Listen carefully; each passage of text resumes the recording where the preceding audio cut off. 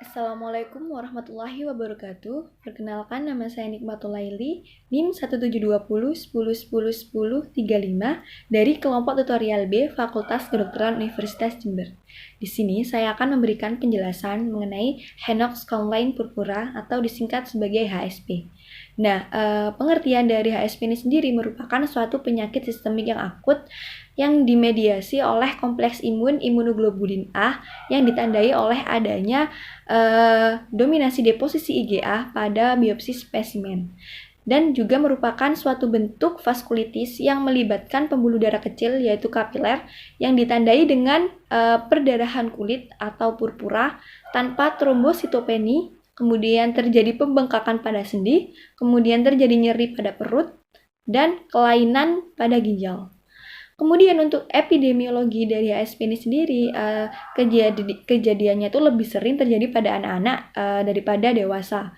Kemudian angka kejadian HSP yaitu 9-18 kali per 100.000 populasi. Nah, sebagian besar kasus ini terjadi pada usia 2-8 tahun. Kemudian kejadian pada anak laki-laki itu 2 kali lebih banyak daripada perempuan. Kemudian untuk etiologi atau penyebab dari HSP ini sendiri sebenarnya sampai saat ini tuh belum diketahui secara pasti. Tetapi diduga berhubungan dengan infeksi saluran nafas baik karena bakteri maupun karena virus. Kemudian hal-hal lainnya yang diduga berhubungan dengan kejadian HSP ini tuh juga bisa akibat dari keganasan, kemudian akibat obat-obatan, serta akibat dari makanan. Namun juga ditemukan akibat dari faktor genetik itu juga ternyata mempunyai peranan terjadinya HSP ini.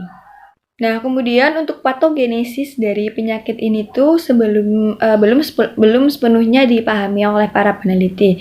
Tetapi ditemukan bahwa penyakit ini tuh diperantarai oleh yang namanya imunoglobulin A atau IgA sebagai respon terhadap adanya antigen asing di tubuh kita, sehingga akan terbentuk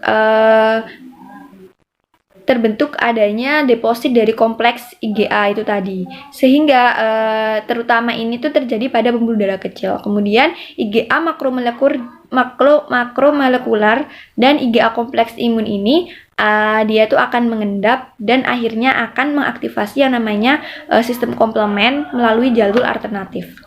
Kemudian deposit kompleks imun dan aktivasi komplement ini yang akan mengakibatkan terjadinya inflamasi. Jadi akibat adanya deposit dari sistem komplement atau dengan kompleks imun ini tadi, maka akan menyebabkan munculnya atau menyebabkan terjadinya inflamasi. Nah, inflamasi ini tuh terjadi pada pembuluh darah kecil, terutama di kulit, kemudian di ginjal, kemudian pada sendi, kemudian pada abdomen, sehingga timbulnya purpura yang ada di kulit, kemudian juga menyebabkan nefritis pada ginjal dan juga artritis pada sendi. Kemudian untuk gejalanya sendiri dari HSP ini tuh gambaran klinis yang utama itu terdiri dari 4 organ yang terlibat pada HSP ini. Jadi seperti yang saya jelaskan tadi pada patogenesisnya melibatkan yang pertama pada kulit. Nah, pada kulit ini terjadi ruam makula eritomatosa pada kulit, terutama terjadi pada ekstremitas bawah yang simetris, kemudian berlanjut sebagai palpable purpura, kemudian tanpa adanya trombositopeni. Kemudian pada yang kedua yaitu gastrointestinal. Nah, di sini gejala yang terjadi yaitu terjadinya sakit perut hebat, kemudian atau yang disebut sebagai kolik abdomen, kemudian mual dan muntah sampai terjadi perdarahan saluran cerna. Kemudian yang biasanya ini muncul 1 minggu setelah munculnya perdarahan kulit. Kemudian yang ketiga yaitu terjadi pada sendi. Nah, pada sendi ini terasa sangat nyeri atau disebut atalgia, kemudian sampai terjadi pembengkakan sendi, kemudian nyeri, kemerahan, dan kalau diraba itu terasa panas. Kemudian sendi yang terserang itu lebih banyak sendi lutut atau pergelangan tangan. Kemudian yang keempat yaitu organ yang terkena yaitu ginjal. Nah, pada ginjal ini dapat terjadi hematuri serta proteinuria. Nah, kemudian Untuk pemeriksaan penunjangnya, pemeriksaan penunjang pada HSP ini tuh umumnya tidak spesifik.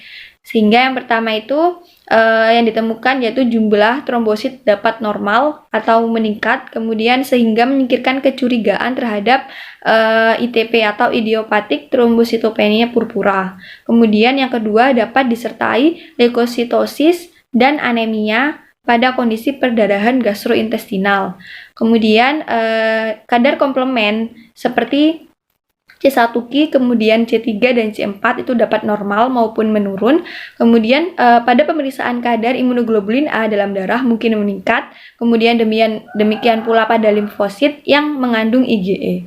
Kemudian untuk urina ELISA itu dapat ditemukan hematuri, kemudian proteinuri, ataupun penurunan kreatinin clearance karena adanya gangguan ginjal itu tadi. Kemudian yang terakhir itu didapatkan pemeriksaan imaging, yaitu dilakukan umumnya itu pada keadaan yang menyerupai akut abdomen untuk mendeteksi adanya komplikasi pada gastrointestinal.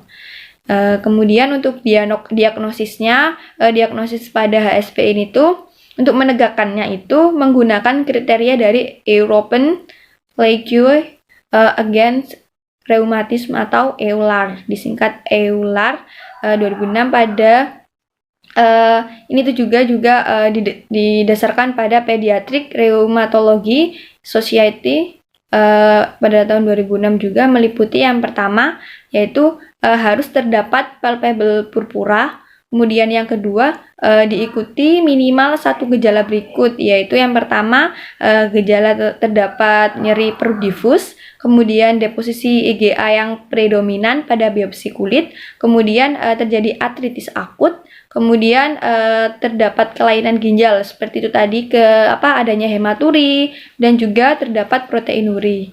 Kemudian biopsi kulit dapat membantu diagnosis dengan ditemukan adanya endapan dari imunoglobulin A, komplement, dan vaskulitis leukositoklastik. Untuk selanjutnya yaitu tata laksana dari penyakit HSP. Nah, tata laksana dari HSP ini tuh pada umumnya sebenarnya HSP ini dapat sembuh sendiri dalam waktu 1-6 minggu.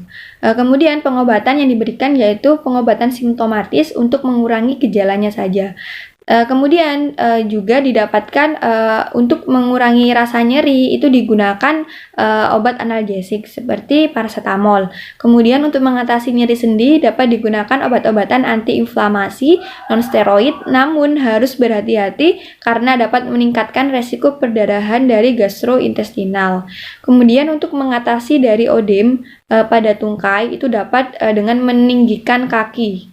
Kemudian untuk HSP dengan manifestasi berat seperti gejala pada ginjal, kemudian nyeri perut yang hebat atau bahkan sampai terjadi perdarahan dari saluran cerna, kemudian dapat menggunakan steroid atau imunosupresif lainnya.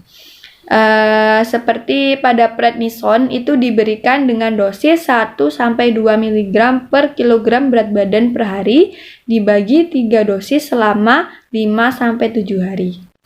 Demikian penjelasan dari saya, kurang lebihnya saya mohon maaf. Terima kasih. Wassalamualaikum warahmatullahi wabarakatuh.